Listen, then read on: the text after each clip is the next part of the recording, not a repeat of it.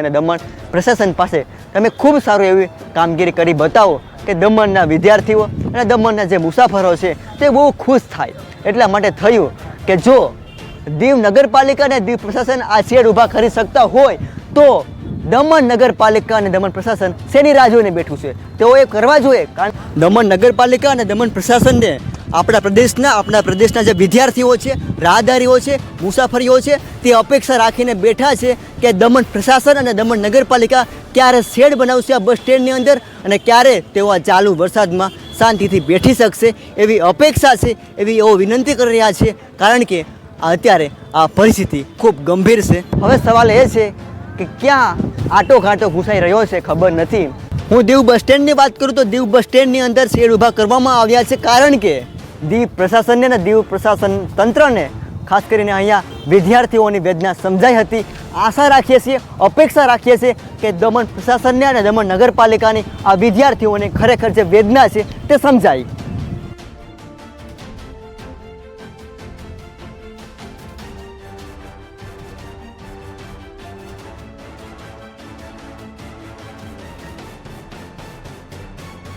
નમસ્કાર દોસ્તો, મારું નામ છે હાર્દિક સિંગોડ. હાલ અત્યારે અમે દીવમાં જેઠીબાઈ બસ સ્ટેન્ડ પર છીએ અને અહીંયા દીવના જેઠીબાઈ બસ સ્ટેન્ડની અંદર એક શેડની વ્યવસ્થા કરવામાં આવી છે ગયા વર્ષે. ખૂબ સારું દીવ પ્રશાસન દ્વારા અને દીવ નગરપાલિકા દ્વારા ખૂબ સારી એવી કામગીરી કરવામાં આવી છે. કારણ કે તેઓ જાણે છે, સમજે છે કે અહીંયા આપણા વિદ્યાર્થીઓ, મુસાફરો છે તે પરેશાન ન થાય. એટલા માટે દીવ પ્રશાસનનો અને દીવ નગરપાલિકાનો આભાર માનું છું. તેઓએ ગયા વર્ષે જ અહીંયા શેડની વ્યવસ્થા કરી છે. પરંતુ સવાલ એ છે કે જો દીવ નગરપાલિકા અને દીવ પ્રશાસન છે તે અહીંયા દીવના જેઠીબાઈ બસ સ્ટેન્ડની અંદર જો શેડ ઊભું કરી શકતું હોય તો દમણ પ્રશાસન શેની રાહ જોઈને બેઠું છે હજુ સુધી શેડ બનાવવા માટે. એટલા માટે અમે જ્યારે દમણની અંદર જ્યારે બસ સ્ટેન્ડની મુલાકાત લીધી ત્યારે અહીંયા કોઈની શેડની વ્યવસ્થા કરવામાં આવી નથી. દમણના લોકો, દમણના વિદ્યાર્થીઓ જે બસ સ્ટેન્ડની અંદર દરરોજ માટે આવે છે તેનું કહેવું એવું છે કે અમે વિનંતી કરીએ છીએ પ્રશાસનને, દમણ નગરપાલિકાને તેઓ વહેલી તકે અહીંયા શેડ બનાવે.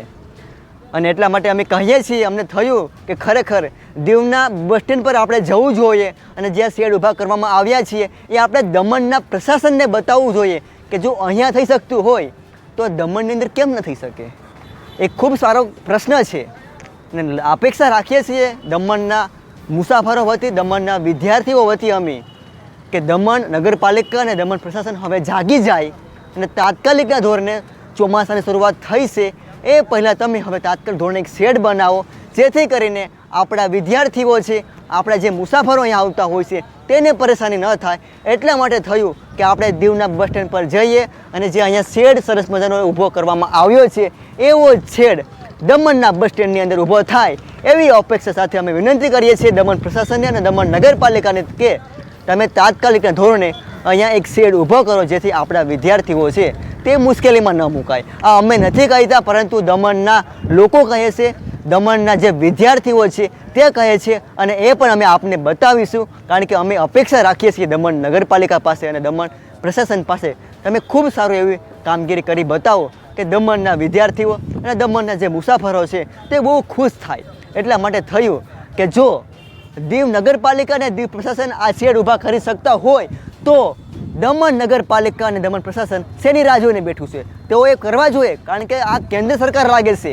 દમણ નગરપાલિકા અને દમણ પ્રશાસનને આપણા પ્રદેશના જે વિદ્યાર્થીઓ છે, રાહદારીઓ છે, મુસાફરીઓ છે તે અપેક્ષા રાખીને બેઠા છે કે દમણ પ્રશાસન અને દમણ નગરપાલિકા ક્યારે શેડ બનાવશે આ બસ સ્ટેન્ડની અંદર અને ક્યારે તેઓ આ ચાલુ વરસાદમાં શાંતિથી બેઠી શકશે એવી અપેક્ષા છે, એવી એવો વિનંતી કરી રહ્યા છે. કારણ કે અત્યારે આ પરિસ્થિતિ ખૂબ ગંભીર છે. હું દીવ બસ સ્ટેન્ડની વાત કરું તો દીવ બસ સ્ટેન્ડની અંદર શેડ ઊભા કરવામાં આવ્યા છે કારણ કે દીવ પ્રશાસનને અને દીવ પ્રશાસન તંત્રને ખાસ કરીને અહીંયા વિદ્યાર્થીઓની વેદના સમજાઈ હતી. આશા રાખીએ છીએ, અપેક્ષા રાખીએ છીએ કે દમણ પ્રશાસનને અને દમણ નગરપાલિકાની આ વિદ્યાર્થીઓને ખરેખર જે વેદના છે તે સમજાય. હવે સવાલ એ છે કે ક્યાં આટો ઘાંટો ઘૂસાઈ રહ્યો છે ખબર નથી.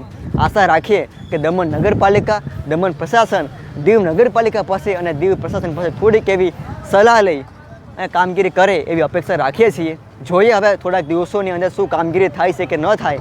આશા રાખીએ છીએ પ્રશાસન પાસે કે દમણની અંદર વિદ્યાર્થીઓના એક ભાવિ માટે આપણા મુસાફરોના ભાવિ માટે, વિદ્યાર્થીઓની વેદના માટે દમણ પ્રશાસન કંઈક શેડ બનાવે એવી અપેક્ષા રાખું છું. ધન્યવાદ.